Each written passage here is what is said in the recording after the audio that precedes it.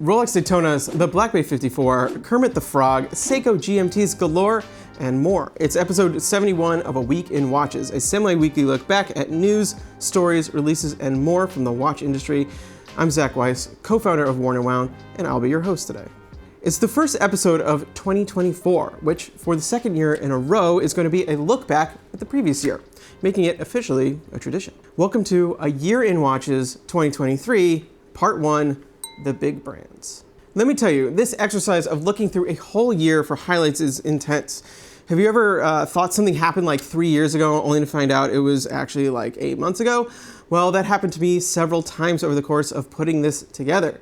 There was also too much to cover, obviously. So I think for 2024, we'll do a midterm in June, so we only have to look through like 6 months of content at a time. Anyway, buckle up, give us a like and subscribe if you'd be so kind. Let's get started. This week's episode is sponsored by the Winded Watch Shop. With the holidays behind us, we can stop thinking about other people and get back to buying watches and watch accessories for ourselves. So grab that cash that your grandmas and weird strange aunts gave you, head over to windupwatchshop.com and find yourself something new to kick the year off with. You definitely won't regret it. The year began with a Speedmaster. Well, sort of.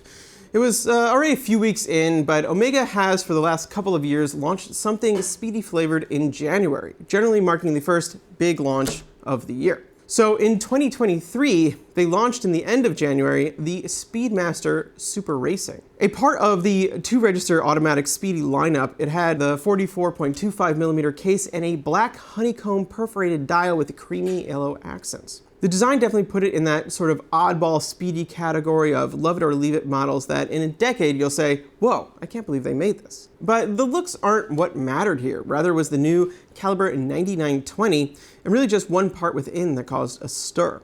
Like others in the Auto Speedy lineup, it's a coaxial master chronometer, meaning it sports George Daniels' innovative coaxial escapement and has gone through METAS certification.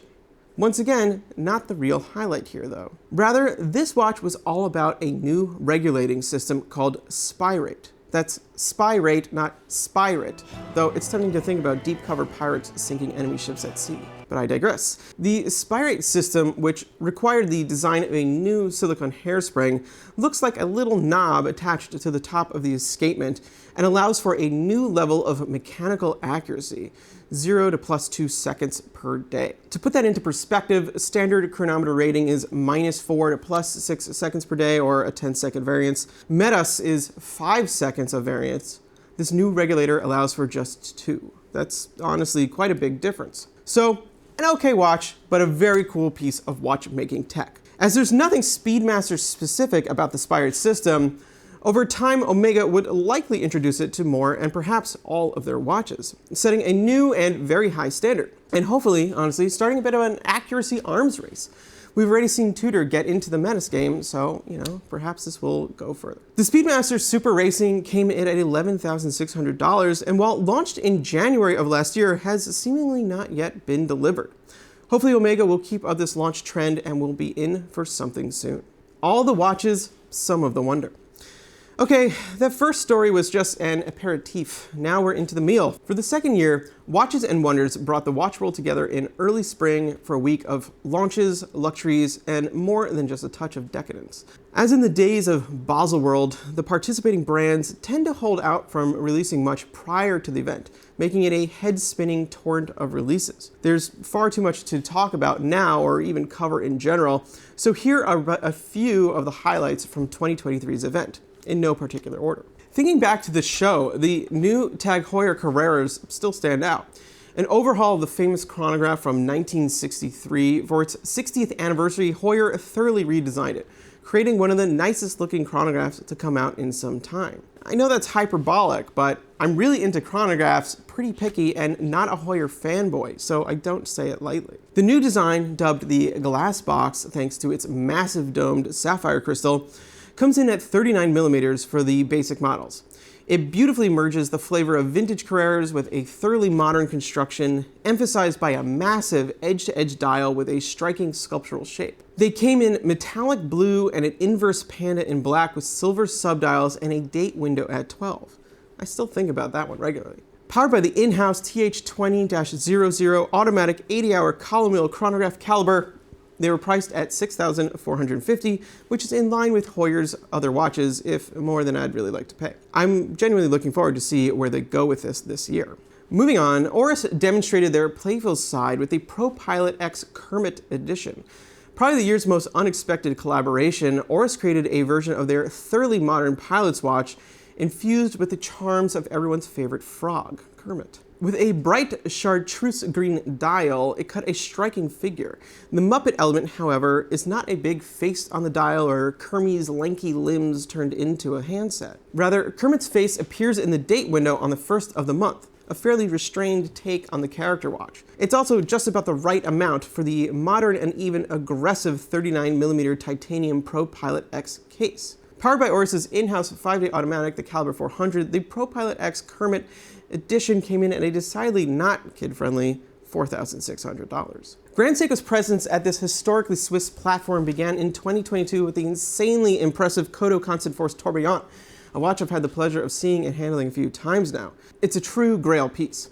The question for 2023 was, how could they follow that up? Well, the answer was that they didn't really try to upstage themselves. No new haute horology pieces, but they did launch a new caliber and a first in the Grand Seiko collection, a high-beat mechanical chronograph. It's actually pretty crazy to think that they've had spring drive chronographs for years, but nothing mechanical. Anyway, the watch was titled the Tentograph, a name that refers to its 3 core attributes: 10 for 10 beats per second, T for 3-day power reserve, A for automatic, hence Tenta, and graph for chronograph. Inside was the new 9S C5 caliber, which was based on the 9S A5, Grand Seiko's modern flagship mechanical movement with 80-hour power reserve, high beat frequency of 36,000 beats per hour, dual impulse escapement, their own overcoil hairspring design, as well as some other rad features and an overall very attractive aesthetic. The 9S C5 adds in a column wheel chronograph with vertical clutch and Seiko's 3-pointed hammer system for instant and simultaneous reset of all chronograph hands. They also created a new date-changing finger that allows for faster date switching. The power reserve comes down a bit to 72 hours, but that's while running the chronograph at a high beat, so not bad at all. As for the rest of the watch, the Tentograph is part of Grand Seiko's sporty Evolution 9 series, made of titanium and measured 43.2 millimeters in diameter and a touch over 15 millimeters thick. Not a small watch by any means, but as with other Grand Seikos, its case shape makes it wear more reasonably than it sounds. The dial was in Grand Seiko's signature dark blue and featured the gorgeous Mount Iwate texture that's preserved only for their mechanical timepieces, alluding to the view of Mount Iwate from their stunning Shizukuishi studio. The Tentograph was priced at $13,700. Okay, for the sake of time, I'm only going to hit one more launch from Watches and Wonders 2023, and you can probably guess which. Yep, the Tudor Black Bay 54.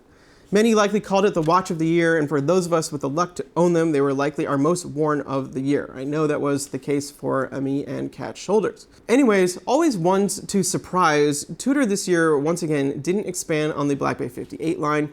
Rather, they introduced a whole new vintage-inspired diver, the Black Bay 54, a riff on their first dive watch from 1954, the reference 7922. Now, this launch has been covered many times over by us and others. I even went so far as to write a few thousand words and record a nearly 18-minute long video on my thoughts about it. So check that out for all you could want to know and frankly a lot more. Now I'll just stick to the big highlight. The Black Bay 54 took everything we loved about the Black Bay 58, the looks, the specs, the movement, the panache, and put it into an even smaller package. Measuring 37 by 45.8 by 11.5 millimeters thick, but with a 20 millimeter lug width, it's simply, to me, the best wearing dive watch. It manages to be compact but have a strong presence, never looking or feeling like a small or fragile watch, and it's oh so thin. Needless to say, the Black Bay 54, priced at $3,850, was a hit. Tudor also released the Meta certified Black Bay 41 Burgundy, which Zach Kazan thoroughly reviewed as well.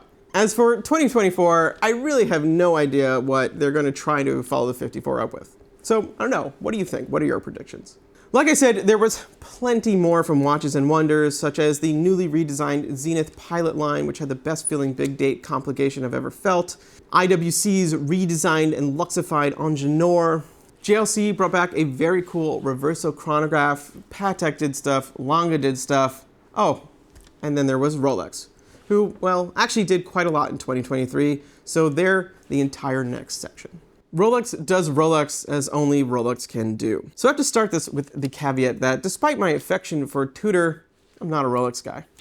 I don't dedicate myself to learning their reference numbers or the detailed history of their slowly evolving movement tech. I owned an Explorer 114270 for a few months, but ended up moving it after picking up the Black Bay 54. They just occupied the same niche for me. Why do I say this? Well, in 2023, Rolex did several surprising things that even as a casual observer caught my eye. They were irreverent and even experimental by conservative Swiss standards. I'd even go so far as to say I quite liked a few of the pieces. Let's get into it.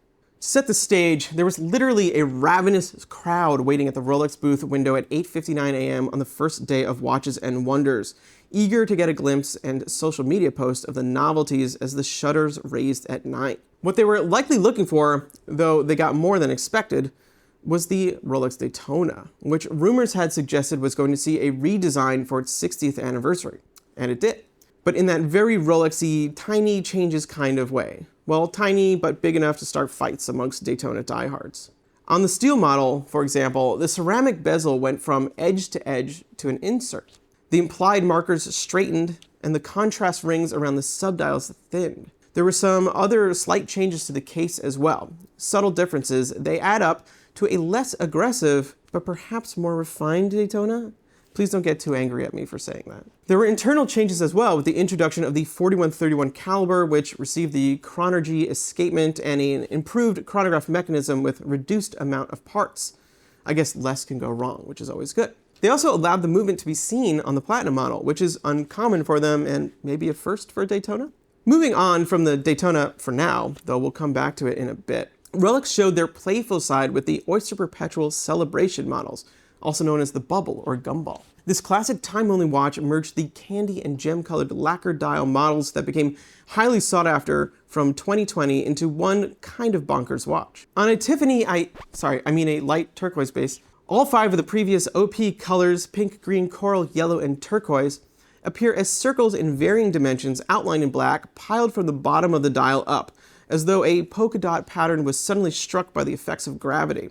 It's strange, it's unexpected, it's oddly appealing.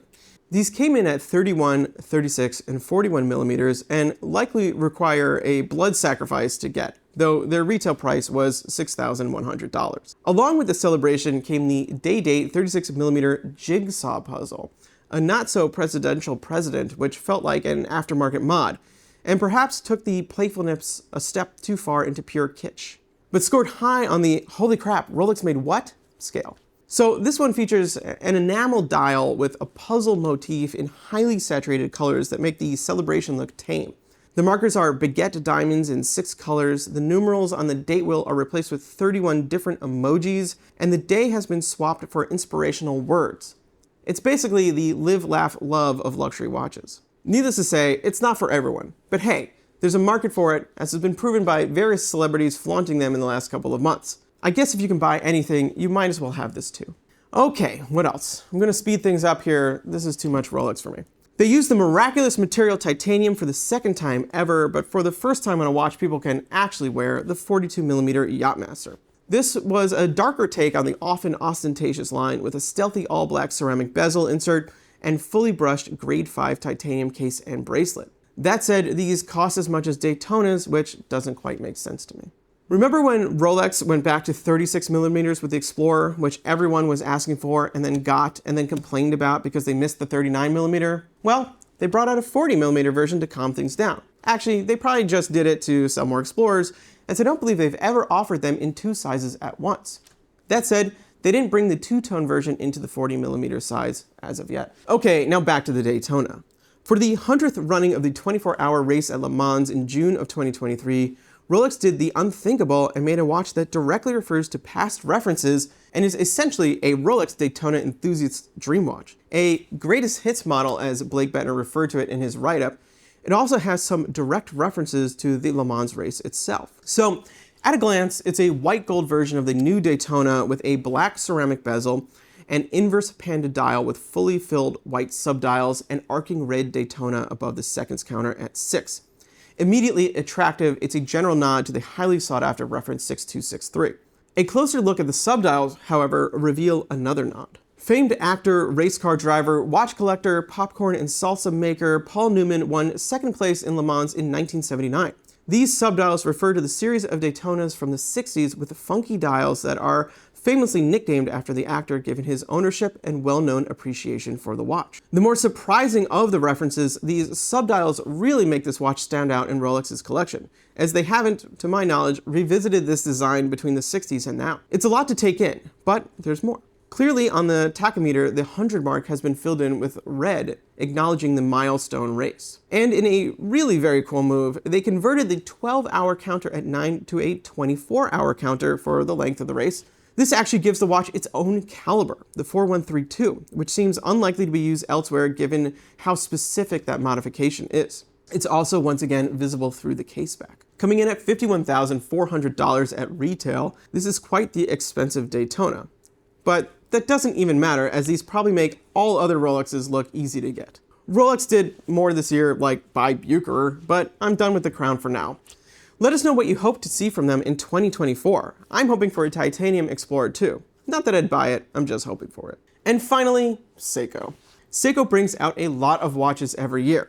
Like, too many to count. There's always at least one anniversary going on, actually usually more than one, and then there's just normal line extensions, new colors, etc. It amounts to nearly a couple of releases a month across a wide swath of categories and price points. So rather than trying to rattle them all off, I'm just going to focus on one theme. This was the year of the Seiko GMT. Though they've come in and out of Seiko's catalog since the 60s, and I guess have been present in the Spring Drive LX line for some time, with the introduction of the 4R34 and 6R54 calibers in the last year or so, Seiko has been on a venerable GMT tear. There have also been solar GMTs for good measure, which is where we'll start. In February of 2023, Seiko surprised with the launch of the SFK 001 and 003, two divers featuring Seiko's first solar GMT caliber, the 5K65, which is a flyer GMT. The watches are burly sumo models with textured blue or green dials with matching bezel and 45 by nearly 52mm cases made of steel. So they might not be for everyone, but if you're looking for a rugged diver that's great for traveling between time zones that are also sub 1K, these were a solid option. In March, Seiko followed up those solar options with something quite surprising. Their first mechanical GMT dive watch. Yep, they'd never made one before. Launching along with the new 6R54 3-day collar GMT caliber, the SPB 381, 383, and 385 Prospect divers utilized the iconic 6159 design language dating back to 1968, a personal favorite case shape. Coming in green and black for $1,500 and a textured ice blue LE for $1,700, these long-awaited additions came with a premium of a few $100s over their three-hand siblings. Before moving on, while the 6R54 was a welcome addition to Seiko's catalog, that it was a collar and not flyer, which is to say has an adjustable 24-hour hand rather than local 12-hour hand, is a bit baffling. For one, Seiko has a history with flyer GMTs, as evidenced by the previous solar examples, all Grand Seiko GMTs, and the 6R64 movement, which was used in the Seiko Presage Sharp Edge GMTs. My personal preference aside, by keeping the 4R34 utilizing Seiko 5s and lesser priced Seiko options as a collar, and making 6Rs flyer, they would have made more variety in their lineup, and added value to the 6R models. Okay, GMT snob rant over. Towards the end of April, Seiko added a set of 4R34 powered watches to the Presage Style 60s series. A line that has grown to be quite extensive over the last several years. It began as a tribute to the Crown chronograph from 1964, a mono-pusher chronograph with only a central 60-second counter. Now, there are three-handers, open hearts, pointer dates with power reserves, and the new GMTs. Priced at $625, these 40.8mm dressy sports watches are available in blue gray, black, and silver, and are a stylish, well-priced option for an everyday collar GMT. I quite like these ones. The blue gray in particular is just a nice looking watch, full stop. Like I said, Seiko was on a GMT tear, and we've arguably not gotten to the coolest models yet. In September, Seiko did something brilliant. They took the beloved Alpinist, their quirky, internal bezeled adventure watch, and added, you guessed it, a GMT complication by way of the 6R54. This was like seeing the missing piece of a puzzle finally be found. Of course the Alpinist should have a GMT complication. It's crazy that it didn't before. Okay, calm down, Alpinist aficionados, I'm trolling just a bit, as there were Alpinist GMTs in the early aughts, powered by the insanely cool 8F56 HAQ GMT Perpetual Calendar Caliber. Yeah, you heard that right. Perpetual friggin' calendar. But that was then, and this is now. And in fairness, they weren't mechanical. So Seiko launched the SPB 377, 379, and 409 models, all 39.5 millimeters in diameter, with dials combining large numerals at 3, 6, 9, and 12, with triangular appliques, rotating internal compass bezels, and fixed machined 24-hour external bezels. Of course, they also have the iconic Alpinist hour minute hands, with the addition of a fairly straightforward arrow-pointed GMT hand. The 337 is blue, the 379 is black. Both come on straps for $1,150. The 409 has a white silver dial and blued hands, and comes on a bracelet for $1,300. It's also limited to 3,000 pieces.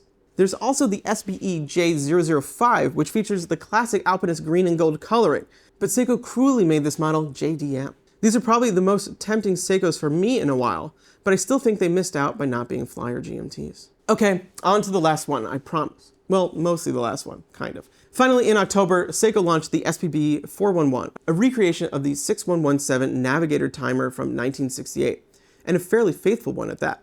A simple and stylish sports GMT, like the original, the 411 has a charcoal gray dial with a metallic luster, a rotating 24-hour bezel, data 3, applied markers, an angled chapter ring with lune squares, rectangular hour and minute hands, a smaller red GMT hand, and a barrel case with offset crown.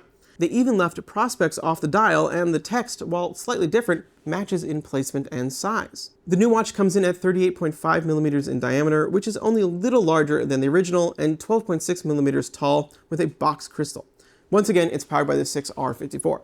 Limited to 4,000 pieces, the SPB 411 was priced at $1,500. This is just a cool watch. It's great to see Seiko revive a cool, old, and semi-obscure design faithfully right out of the gate. No iteration every few years until they get it right. It's a shame it's limited, so I'm curious to see if they'll do anything else with the format. And that's that. No, wait, there's one more. Okay, it's a Seiko 5, and I literally talked about it in the last episode, but in December, Seiko 5 launched a series of field GMTs with the 4R34 GMT movement. They're 39 millimeters, they're under $500, they look great, they're going to be super popular for the reasons I just said. I kind of want the all-black one when it's available. If they ever bring them out in the 36 millimeter field watch case they launched in March, everyone's head might explode. That's all, I swear. No more Seiko. And that's a wrap for part 1 of A Year in Watches 2023. I'll be back in the next episode with a look at what microbrands and indies were up to. Look, I'm sure I missed a lot. Like, cut for time was the Swatch X Blancpain Scuba 50 Fathoms. A fairly big story. Sorry.